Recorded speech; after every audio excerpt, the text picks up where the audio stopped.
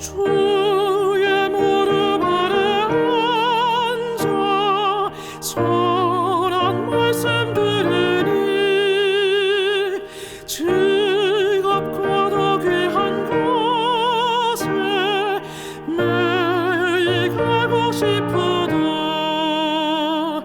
주의 무릎 아래 앉아 지난 일을 살피니 예수님의 크신 사랑 나의 맘을 붙드네. 주의 무릎 아래 앉아 죄와 슬픔 버리고 육신 축복 더욱 받아 편히 쉬게 되었네. 주의 무릎 아래 앉아 울고 기도드리며 주의 풍성하심에서 매일 은혜 받겠네. 무릎 꿇어 기다리니 주여 복을 주시고 사랑하는 주님 얼굴 뵙게 하여 주소서. 주의 맘과 거룩하심 내게 채워주소서. 주와 친히 교통함을 증거하게 하소서.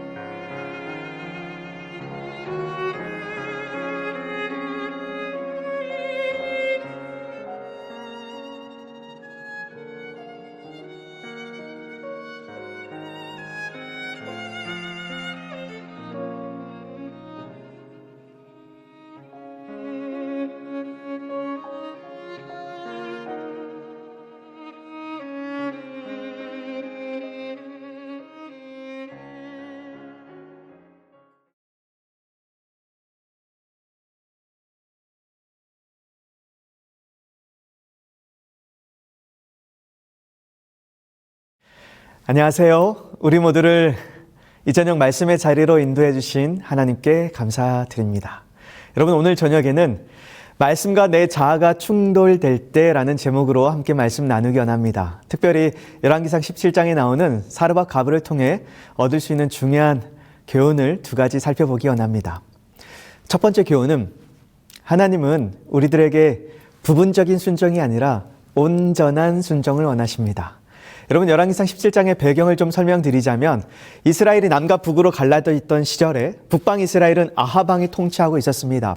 그런데 왕비로 누가 들어오게 되었냐면 이세벨이 왕비로 시집을 오게 되었는데 이세벨이 시집 올 때 혼자 온 것이 아니라 바알과 아세라 선지자들을 데리고 와서 그들을 각 지방과 고을을 맡게 하고 철저히 바알을 숭배하도록 했습니다. 그리고 당시 이스라엘 사람들에게는 여호와는 광야의 신인데 광야에서는 여호와를 섬겼지만 지금은 정착하고 농업을 하는데 우로를 주가라는 바알을 섬겨야 한다고 설득하는 것입니다. 결국 이스라엘 백성들은 바알 종교를 받아들이게 되고 온 나라가 우상 숭배에 빠지게 된 것입니다. 여러분, 이때 엘리야라는 선지자가 분연히 일어나서 바알이 하나님이 아니고 여호와 하나님이 유일하신 하나님임을 외치기 시작했고, 더불어 하나님께서는 누가 참 신인지 나타내기 위하여 수년 동안 가뭄이 지속될 것을 선포하십니다. 결국 이스라엘 전역에 가뭄이 오게 되었고 사람들이 먹을 것이 없어서 고통을 받게 되는데, 하나님께서는 엘리야 선지자를 처음에는 그리 시냇가에서 까마귀를 통해서 먹을 것을 공급해 주셨고, 이후에는 어디로 보내시게 되냐면 본문 열왕기상 17장 9절로 14절 말씀을 보자면, 너는 일어나 시돈에 속한 사르밧으로 가서 거기 머물라. 내가 그곳 가벽에 명령하여 내게 음식을 주게 하였느니라. 그가 일어나 사르밧으로 가서 성문에 이를 때 한 가부가 그곳에서 나뭇가지를 줍는지라. 이에 불러 이르되 청하건대 그릇에 물을 조금 가져다가 내게 마시게 하라. 그가 가지러 갈 때 엘리야가 그를 불러 이르되 청하건대 내 손에 떡 한 조각을 내게로 가져오라. 그가 이르되 당신의 하나님 여호와께서 살아계심을 두고 맹세하노니 나는 떡이 없고 다만 통에 가루 한 움큼과 병에 기름 조금뿐이라. 내가 나뭇가지 둘을 주어다가 나와 내 아들을 위하여 음식을 만들어 먹고 그 후에는 죽으리라. 엘리야가 그에게 이르되 두려워하지 말고 가서 내 말대로 하려니와 먼저 그것으로 나를 위하여 작은 떡 한 개를 만들어 내게로 가져오고 그 후에 너와 내 아들을 위하여 만들라. 이스라엘의 하나님 여호와의 말씀이 나 여호와가 비를 지면에 내리는 날까지 그 통에 가루가 떨어지지 아니하고 그 병에 기름이 없어지지 아니하리라 하셨느니라. 오래전에 제가 초년생 때 목회자가 없는 작은 교회로 사경회를 일주일 동안 다녀온 적이 있습니다. 거리가 좀 있어서 일주일 동안 그곳에서 생활하면서 대접을 받게 되었는데요. 때로는 교회에서 식사를 준비해 주시기도 했고 또 때로는 집사님 가정에서 식사를 준비해 주셨습니다. 그런데 조금 여유가 있으신 가정에 가서 대접을 받으면 마음이 덜 부담되는데, 형편이 어려워 보이시는데 목회자가 왔다고 정성을 다해서 대접을 해주시면 그 자리가 꽤나 부담이 되었던 기억이 있습니다. 그런데 여러분, 오늘 본문에 보니까 하나님께서 엘리야를 부잣집으로 보내셨어요? 가난한 집으로 보내셨어요? 부잣집이 아니라 가난한 과부의 집으로 보내셔서 공개받기를 원하셨습니다. 여러분, 왜일까요? 여러분, 이 여인을 좀 더 들여다볼까요? 이 여인은 이스라엘 사람이 아니었다. 그녀는 하나님의 선민이 누리는 특권과 축복을 일찍이 누리지 못했다. 그러나 그는 하나님을 믿는 사람이었고 자기의 길에 비추이는 모든 빛을 따라 사는 사람이었다. 여러분, 이 여인은 이방 여인이었습니다. 그리고 가부였지요. 아들이 하나 있었습니다. 그런데 가난했어요. 그런데 하나님을 믿는 사람이었습니다. 이 여인이 하나님의 계명이 무엇인지, 예수의 증거가 무엇인지, 새 천사의 기별이 무엇인지 이런 진리를 다 아는 것은 아니었지만 비추어 주시는 빛만큼 그 빛에 순종하며 사는 여인이었습니다. 여러분, 하나님께서 엘리야를 왜 이방 여인에게 보내셨을까요? 우리가 짐작하건대 하나님께서는 더 많은 진리의 빛을 이 여인에게 비추어 주시기 위해서 이곳에 엘리야를 보내셨고, 또한 이 여인을 통해서는 이스라엘에서 더 이상 피할 곳이 없었던 엘리야를 돕는데 사용하기 원하셨던 것입니다. 그런데 여러분, 엘리야가 하나님 말씀에 순종해서 사르밧 가부에게 가서 물과 떡을 좀 달라고 하자 가부의 첫 번째 대답이 무엇이었죠? 12절에 떡은 없고 다만 밀가루 조금과 기름이 조금 있는데 이제 하나밖에 없는 아들과 이것을 먹고 죽을 날만 기다리게 생겼다라고 말합니다. 그런데 여러분, 사르밧 가문은 갑작스럽게 지금 엘리야 선지자로부터 요청을 받은 게 아니에요. 열왕기상 17장 9절 말씀에 의하면 하나님께서 미리 사르밧 가부에게 엘리야 선지자에 대해서 모든 것을 말씀해 주셨습니다. 그런데 막상 죽음을 앞두고 있는 상태에서 엘리야 선지자가 먹을 것을 달라고 하니까 본인은 굶어도 되는데 누가 걱정이 돼요? 누가 안쓰러워요? 하나밖에 없는 아들이요. 죽기 전에 아들과 먹을 마지막 한 끼 식사인데 고민이 되죠. 그래서 자신의 형편을 설명하는 것입니다. 그런데 여러분, 여기서 꼭 짚고 넘어가야 할 대목은 지금 하나님 말씀에 대한 순종 앞에서 무엇이 충돌하고 있어요? 내 자아가 충돌하고 있는 것입니다. 여러분, 마태복음 13장에 예수님께서 씨 뿌리는 자의 비유를 말씀하시는데 씨앗이 길가에도 떨어지고 돌짝밭에 떨어지기도 하고 더러는 가시떨기에 떨어지기도 하는데 이 돌짝밭은 어떤 밭이었죠?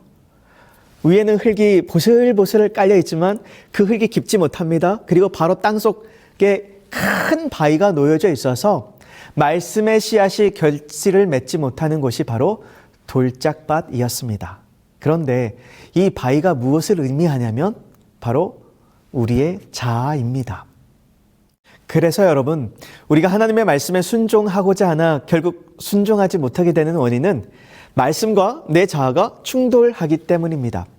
그래서 돌짝밭은 더 이상 뿌리를 깊이 내리지 못하는 피상적인 신앙생활을 의미합니다. 이런 돌짝밭 신앙을 하시는 분의 특징을 실물교훈이라는 책에서 좀 뽑아왔는데요. 첫 번째, 피상적인 회개, 피상적인 믿음을 가지게 되어 있습니다. 그리고 두 번째는 자신의 기호에 따라 선택적 순종만 하게 되어 있습니다. 그리고 세 번째는 자신의 상태를 개선하고자는 애쓰지만 자신을 십자가에 못 박지는 못합니다. 자아를 사랑하는 마음이 있는 상태입니다. 말씀이신 예수님과 개인적 관계를 맺지 못합니다. 그리고 환난이나 핍박이 일어나게 되면 쉽게 넘어지게 되어 있습니다. 그런데 여러분, 이런 돌짝밭 신앙을 하시는 분들을 위해서 하나님께서 주신 대안이 있는데 그것이 바로 거듭남입니다. 이러한 사람들의 유일한 소망은 그리스도께서 니고데모에게 하신 진리의 말씀을 스스로 깨닫는 데 있다. 거듭나야 하겠다. 사람이 거듭나지 아니하면 하나님 나라를 볼 수 없느니라. 여러분, 유일한 소망은 니고데모에게 하신 진리의 말씀을 스스로 깨달아야 하는데 유일한 소망은 이 거듭남을 머리로나 지식적으로 이해하는 것이 아니라 나 정말 다시 태어나고 싶다. 이대로 살고 싶지 않다. 나 거듭나고 싶다라는 절박한 마음으로 내 속사람을 새롭게 하실 우리 성령 하나님을 의지하고 내 자아를 부인하고 썩지 아니할 시 하나님의 말씀 앞에 내 자아를 굴복시킬 때 우리는 거듭나고 내 자아가 사라져서 돌짝밭이 옥토밭이 되는 것입니다. 너희가 거듭난 것은 썩어질 씨로 된 것이 아니요 썩지 아니할 씨로 된 것이니 살아있고 항상 있는 하나님의 말씀으로 되었느니라. 지금의 나를 부인하고 하나님의 말씀 앞에 굴복해야 합니다. 참된 성결은 하나님을 섬기는 일에 모든 것을 바치는 것이다. 이것은 참된 그리스도인 생애를 살아가는데 필요 불가결한 조건이다. 그리스도께서는 전적인 헌신과 온전한 봉사를 요구하신다. 그분은 마음과 뜻과 목숨과 힘을 다하기를 요구하신다. 자아를 소중하게 여기지 말아야 한다. 사랑하는 성도님들, 우리 하나님은 오늘 우리에게 부분적인 순종이 아니라 온전한 순종, 전적인 헌신을 요구하십니다. 여러분, 우리의 의지로는, 내 힘으로는 이것이 불가능하지만 이것을 가능하게 하실 성령 하나님을 구하시고 날마다 우리의 의지를 하나님께 내어드리고 말씀에 순종하셔서 부분적인 순종이 아니라 온전한 순종의 성도가 되기를 간절히 소원합니다. 여러분, 사르밧 가부가 처음에는 자신의 형편과 아들을 살폈지만 결국에는 죽으면 죽으리라. 자신의 삶의 모든 주도권을 주님께 맡기고 하나님의 말씀에 순종합니다.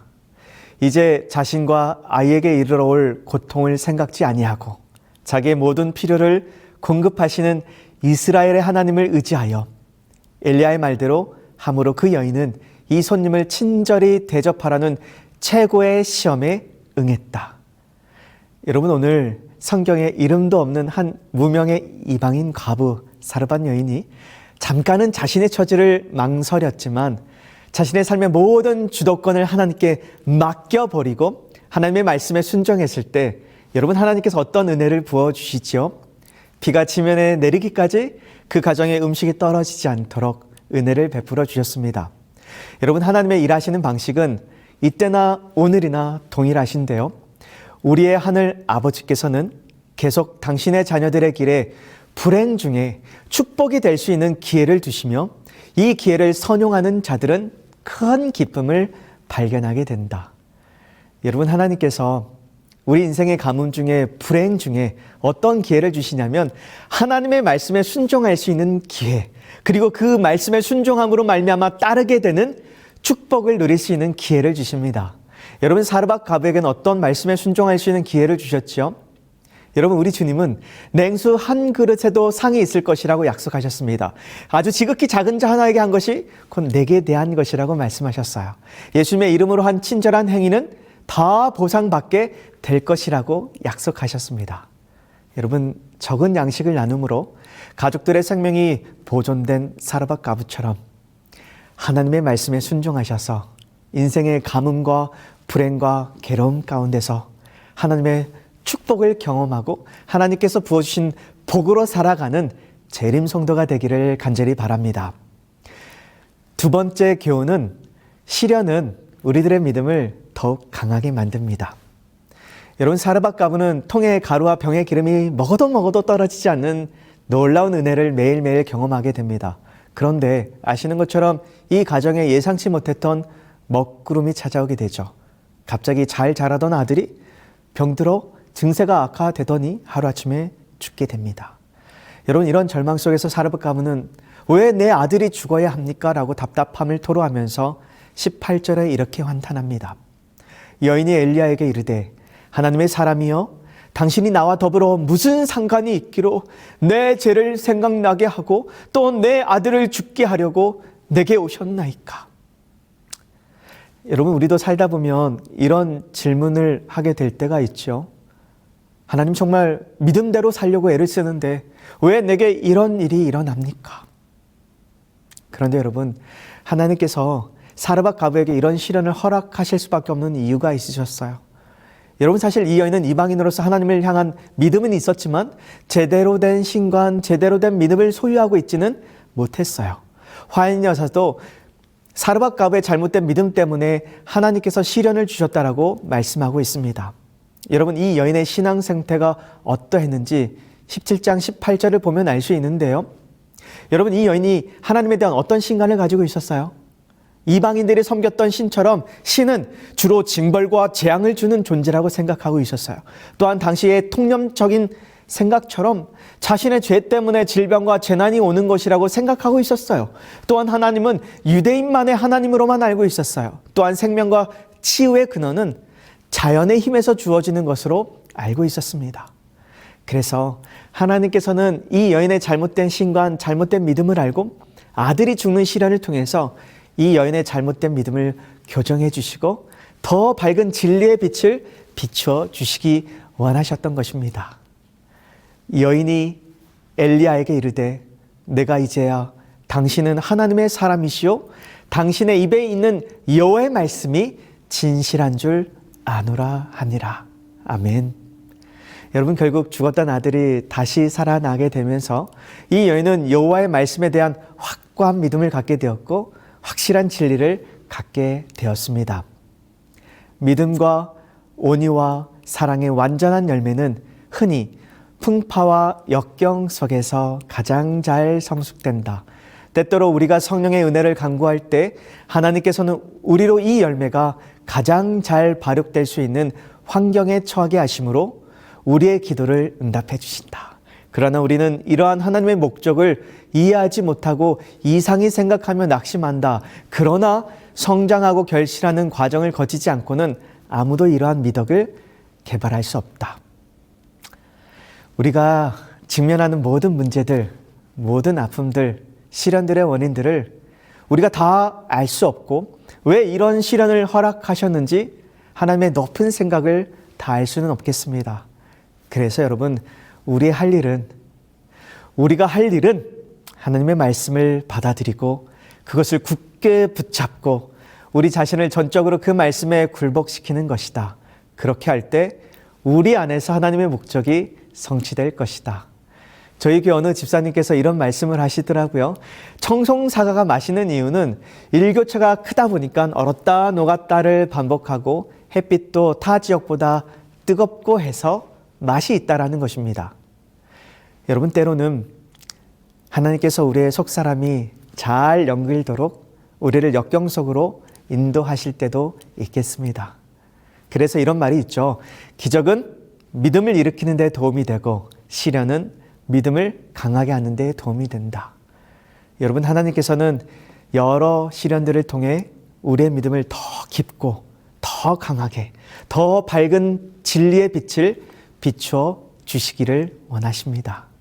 여러분, 우리 인생 가운데 이유 없는 광야 생활은 절대 없음을 기억하시고 오는 시련이 있다면 더욱 하나님의 말씀을 가까이 하시게 되기를 바랍니다. 그리고 그 하나님의 말씀 앞에 우리의 자아를 굴복시키게 되기를 간절히 바랍니다. 그래서 오늘 저와 우리 모든 재림 성도들을 향한 하나님의 선하신 목적이 성취되는 복된 성도의 삶이 되기를 간절히 소원하면서 오늘 말씀을 마치도록 하겠습니다.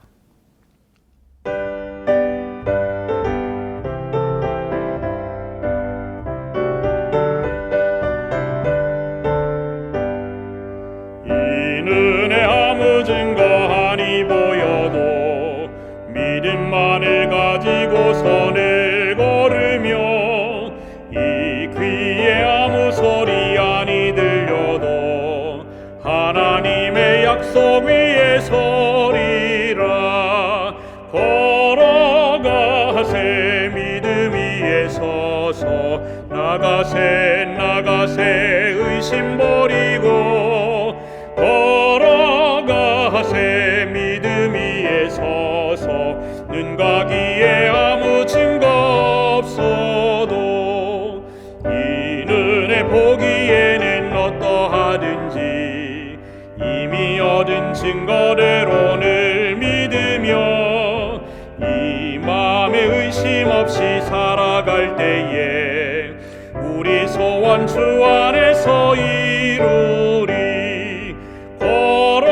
걸어가세 믿음 위에 서서 나가세 의심 버리고 걸어가세 믿음 위에 서서 눈 가기에 아무 증거 없어도 당신의 거룩함을 두고 맹세한 하나님의 언약하심 진실하니 그 귀한 모든 약속 믿는 자에게 능치 못할 무슨 일이 있을까.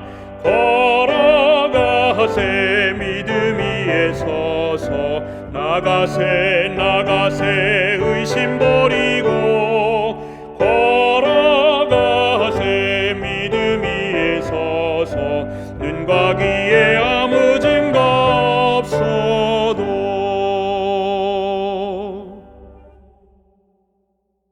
살아계신 아버지 하나님, 주님은 온 세상을 비추시는 빛이십니다. 저희 모두를 빛 가운데로 인도하여 주시옵시고 하나님의 말씀의 진리 가운데 살게 하여 주시옵소서. 하나님, 말씀 앞에서 우리 자아는 사라지게 하여 주시옵시고 말씀이 우리 삶이 되게 하여 주시옵시고 말씀이 우리의 인격이 되게 하여 주시옵시고 말씀으로 결국은 승리하는 모든 재림 성도 되게 하여 주시기를 예수님의 이름으로 간절히 기도드립니다. 아멘.